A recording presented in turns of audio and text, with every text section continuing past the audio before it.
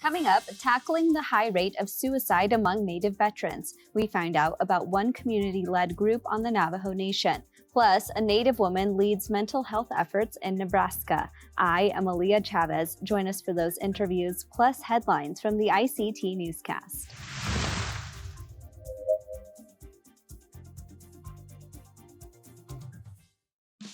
Arizona PBS is proud to support Indian Country Today.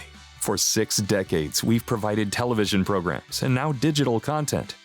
But we go beyond that, sending outreach teams across Arizona, offering workshops in language and literacy, family engagement and community outreach, and supporting tribal communities with early learning and school readiness resources. Join us at azpbs.org.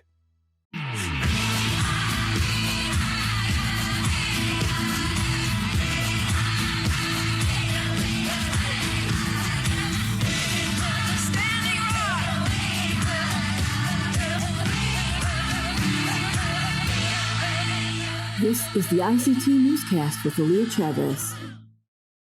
Amarawa Hopa, thank you for joining us. We start our newscast in Kenya, where votes are being counted to elect the nation's next leader. Tuesday's election was a close one, with a lower than usual voter turnout. Raila Odinga is a longtime opposition leader who is on his 5th attempt to be Kenya's president. The other top contender is William Ruto, the nation's deputy president. Voting officers, including Leonard Jenga, described the process of counting votes in this high-stakes race. We are now receiving the presiding officers and their deputies in the tallying center, whereby they are bringing the results from the polling stations. The presiding officers say they are doing everything they can to make sure the election runs smoothly. Everybody is very exhausted. Everybody is eager to give out the ballot box and go back home because we have not even slept for the past 2 days. In Nairobi, preparations were being made at the Bomas of Kenya Center on Wednesday. Kenyan voters, including the Maasai, have said they have little hope of change and expressed frustration with rising prices and corruption in East Africa. The results of the election must be announced within a week of the vote, and those results still have to be verified by the county's electoral commission. Now back to the United States, where we're learning more on a major tribal election. On Monday, both of the candidates running for Navajo president announced their running mates. In November, citizens of the Navajo Nation are set to head to the polls to choose their next leader. Current President Jonathan Nez is running for re-election. He is running against former vice presidential candidate Boo Nygren. Nez chose his vice presidential running mate to be veteran and attorney Chad Abeda. Nygren has selected Rochelle Montoya Chi, who is the president of the Torreon chapter. Chi's selection is important because there's never been a female to be elected as the vice president of the Navajo Nation. Staying with Navajo, last week officials declared a state of emergency due to increased flooding from monsoon rains. The nation's Commission on Energy Management is allowing access to more resources to help lessen the impacts of heavy rainfall. President Nez says the tribe's emergency response personnel have been out in the communities every day. He added the Navajo Division of Transportation also continues to work on repairs to roads that were damaged. Tribal healthcare workers have been providing support and assistance for elderly citizens and those with health conditions. A flood watch remains in effect on the tribe's vast territory that covers parts of northeastern Arizona, northwestern New Mexico, and southeastern Utah. Well, a new school is opening this fall with the goal of revitalizing the Wollastock language. Maliseet singer-songwriter Jeremy Dutcher pledged $10,000 to help open its doors. APTN's Angel Moore has the story. Jeremy Dutcher is not only a well-known Maliseet musician from the Nagudguk Nation, he is an advocate for preserving the Wollastock language. So he recently hosted a free concert at the Halifax Central Library. He was joined by friends to raise funds for the Gakimen Wollastoqey Language Immersion School.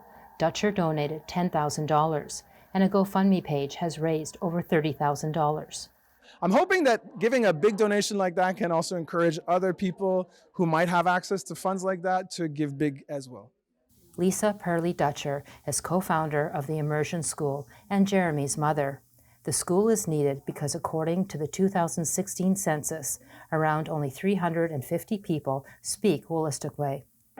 We're doing this to raise awareness, but also to give people an opportunity to participate in language revitalization. In whatever way they can help us, that would be appreciated. The school will focus on kindergarten to grade 4, with hopes to expand in the future. Dutcher says, It's going to create institutions that are going to be around for, not just our kids, but our grandkids and the future generations. So I think it's a really exciting moment for linguistic revitalization in Wolastoq territory. fundraising concerts for the school are scheduled for Toronto, Montreal, and Vancouver. Angel Moore, APTN National News, Jabuktuk, known as Halifax. And those are the headlines for the ICT Newscast. Coming up, we'll meet an Army veteran who is now working with Navajo veterans to improve their lives and prevent suicide. But first, mental health disparities in rural communities. We'll be right back.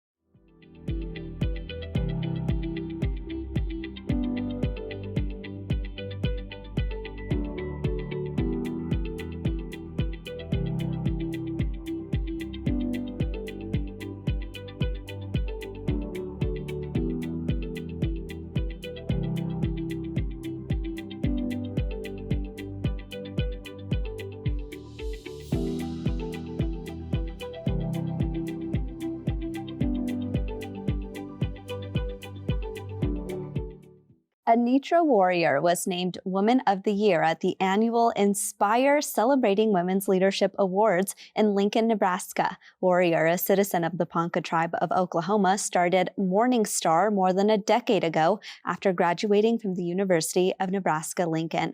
Welcome, Dr. Warrior, and congratulations to you. Good morning. Thank you. It's a pleasure to be here.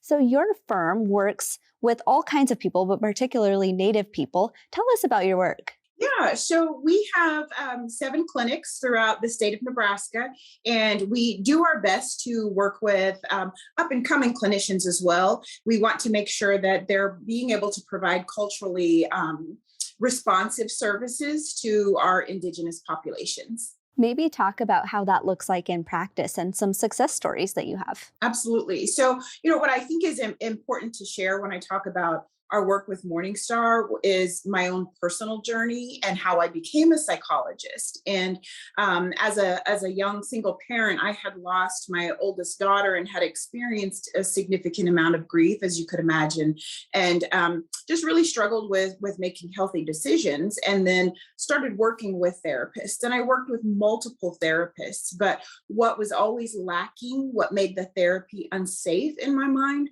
was the lack of cultural responsiveness. And so some of my cultural beliefs were actually pathologized, and they wanted to treat some of the things that I wanted to do for my healing that were based on my cultural beliefs.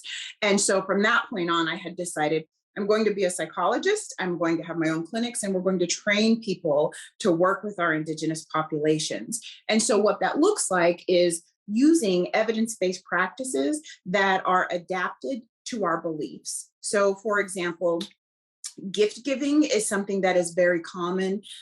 Growing up in my community, you give when you're honored, you give when you struggle, you give during grief. That's a part of who we are. That is almost counterintuitive to what we do as therapists or what our training suggests. But it's a requirement for us in honoring the relationship. And that's been huge for the acceptance and removing stigma about behavioral health services, because stigma is absolutely a challenge that we have to overcome in our tribal communities and actually across the nation with stigma. But being able to make those types of changes, allowing food in our sessions together, encouraging that time to happen, allowing prayer within session based on their beliefs and what the relative wants to do in session for their safety, for their healing. We absolutely encourage all of that to take place. I think that is so important, that stigma that you're talking about. If there's a Native person watching this interview and is maybe thinking about going to therapy or wants to learn more, what advice would you give them in terms of where they could start and what first steps look like? Mhm. Yeah, so it would really depend on what community you're in. Many of our reservations will have behavioral health services that are local that can help with reduced service or reduced fees. If you live in an urban area, I would say you can definitely reach out to urban Indian health clinics that are also available. What I would strongly encourage everyone to remember is that you have a say in your treatment. And that is so important. And you also have a relationship with that individual. So you are the specialist in your life. No matter what you share with us, this is your life. You have ownership of your decisions, and we're providing a service to you. And if you're not happy with the service, you have every right to find someone who does fit. So that, to me, that's huge for our people to recognize, is the voice they have in their treatment.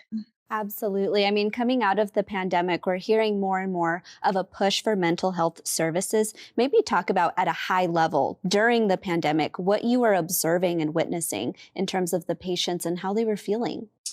Yeah, that's still happening for us because we have so many that are trying to adapt to what the new norm is, but the new norm continues to change. So we don't actually know what that is. So we're just kind of following along. That's creating a lot of anxiety. It has also been triggering, and I know that's a strong word, but it's been triggering for traumatic experiences that a lot of our adults have faced. And then for our children, we've seen a significant increase in anxiety. So when you imagine them being at school, wearing their face masks, wearing their hoods, and all we see are their eyes, this has really set the stage to increase those levels of social anxiety, to increase the level of isolation that we see. So it's taken a huge toll on our students. And then when we think about the learning and having to wear masks, our students need to see our facial expressions. They need to know when we're smiling at them. If we have issues with speech, we need to make sure that things are being clearly articulated. And so there's been a huge impact in terms of learning as well as our mental wellness. Absolutely. Well, while we have you here, of course, I mentioned that you won a big award recently. When you found out you were selected for that, what was your reaction? That I wasn't deserving of it at all because it's teamwork.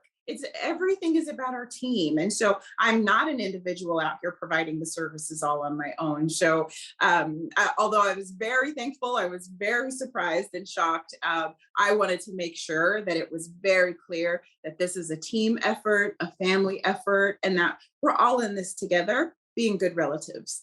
Well, Dr. Warrior, I've so enjoyed this conversation. Please visit us again, and thank you for being here. My pleasure. Thank you so much.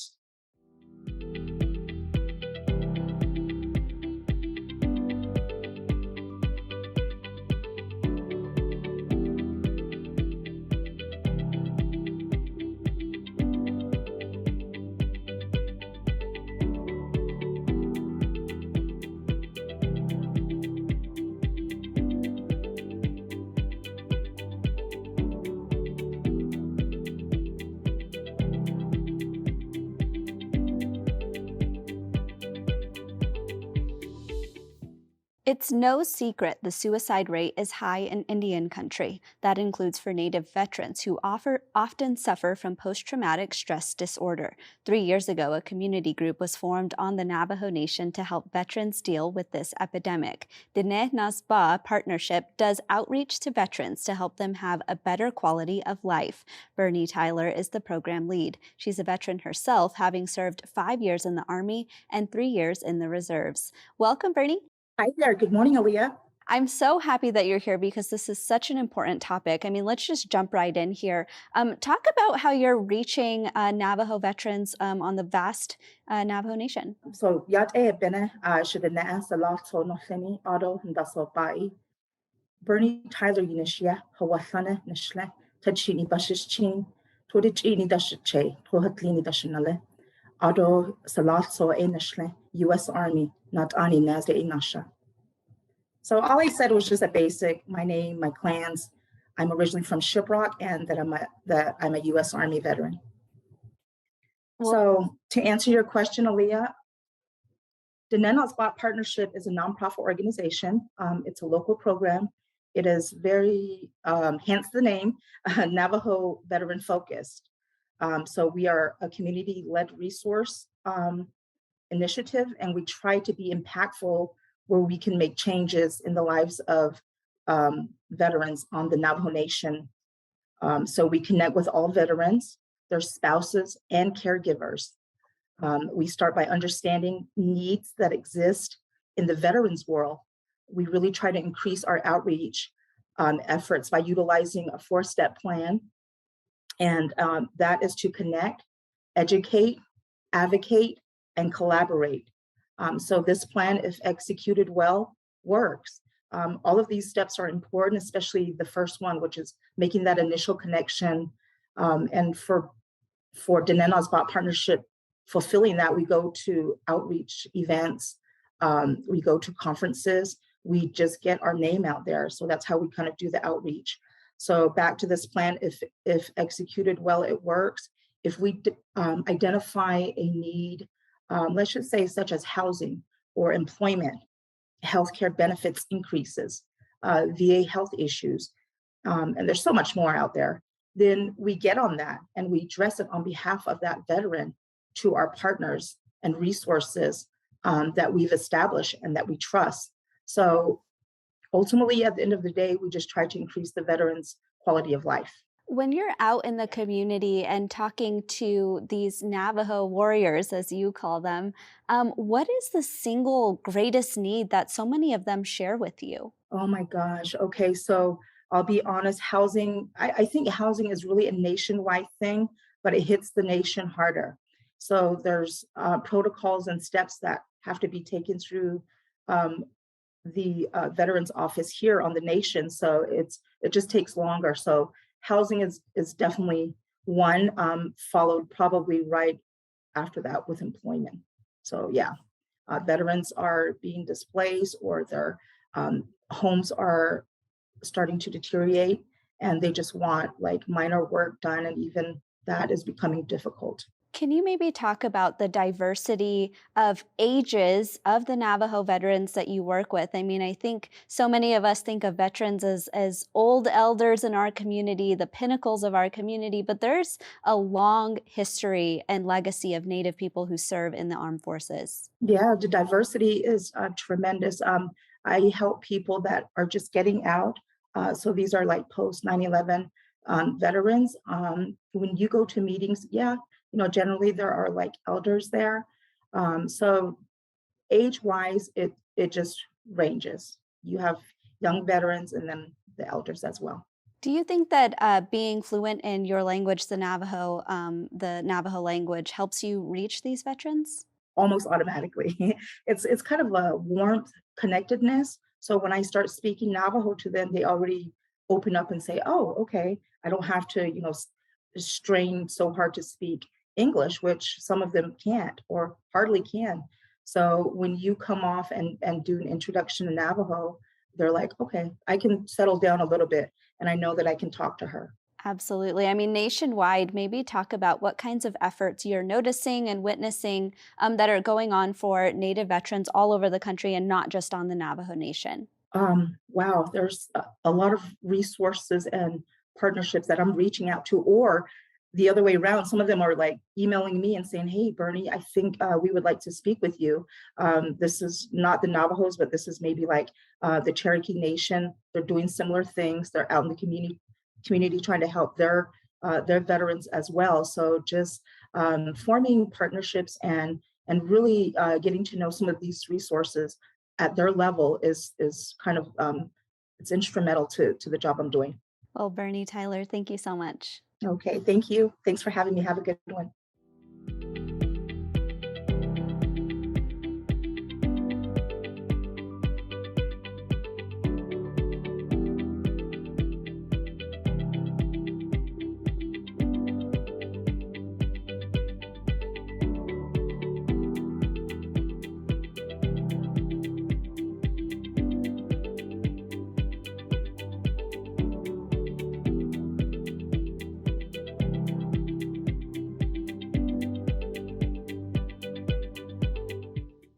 Summer is typically a time when children learn new skills. Here's one example of that from Phoenix, Arizona. The sounds of the drumbeat in a ballet studio. This is the scene on Wednesday nights at Ballet Arizona, the only professional ballet company in the state. 9-year-old Shakea Torres takes ballet classes here. That's when she noticed none of the other dancers looked like her. This spurred her mom, Ginger Sykes Torres, to take action. Together with a handful of other Native parents, Ginger formed a tribal advisory council and convinced the ballet company to offer hoop dance classes for other Indigenous youth. It feels amazing that I'm dancing with kids that are like me.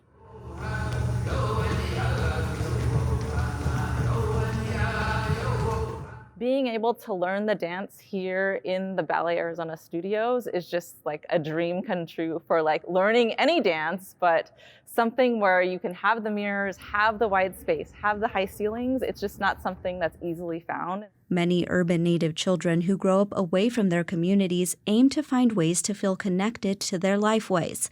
That's the case of Rolena Morgan. She first learned about hoop dancing when stumbling upon it on TV. That prompted her and her brother to watch videos on YouTube and teach themselves.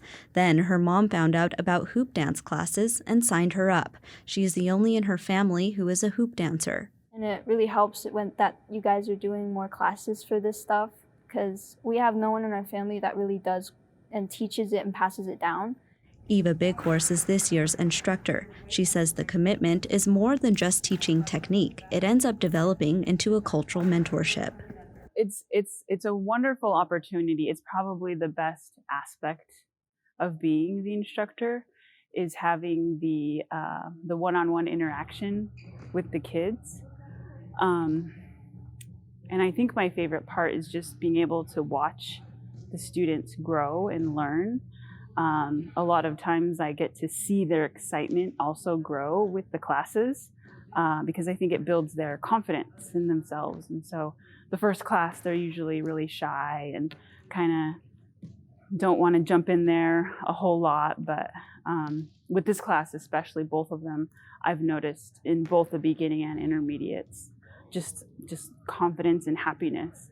And that's my favorite aspect of teaching. Once we start sharing dance opportunities with them, we have to start talking about regalia and how to dress appropriately. And so for a lot of these families, this is first time for them, and the parents will come and ask me questions on, oh, what can my son or daughter wear? What would be appropriate? How should I fix their hoop? So Ginger created an online tutorial on how to make the hoops.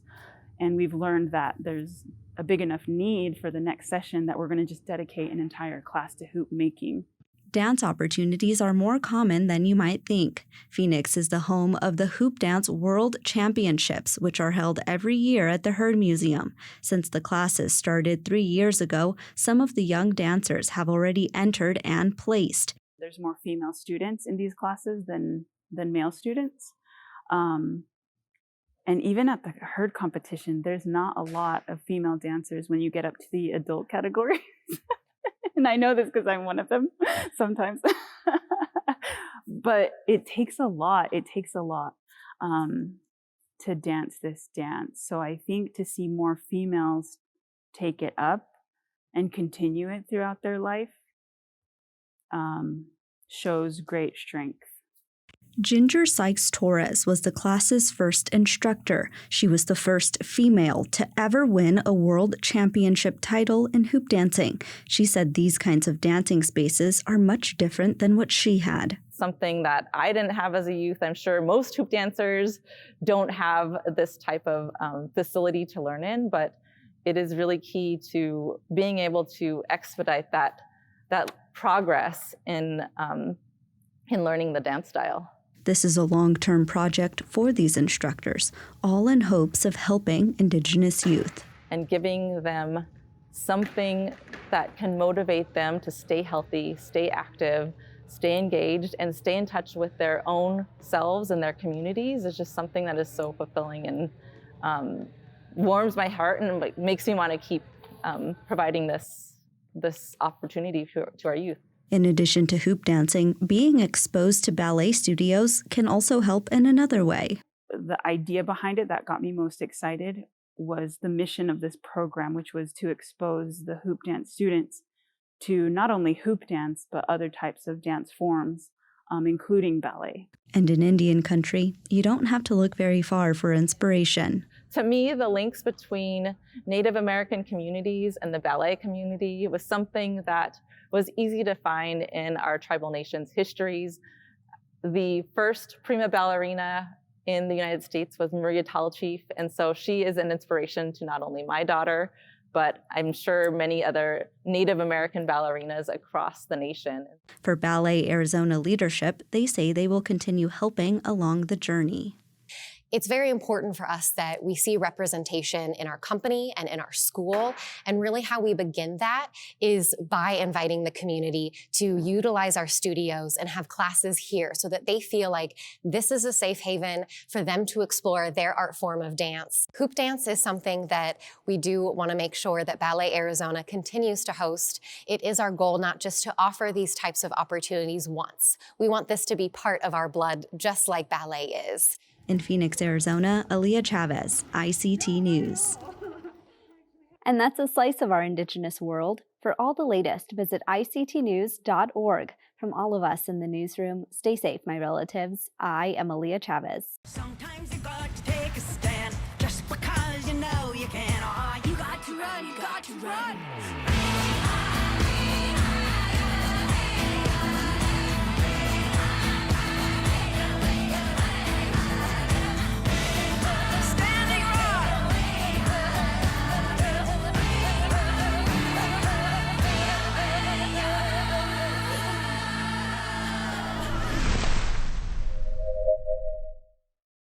This program is made possible by the Corporation for Public Broadcasting, a private corporation funded by the American people.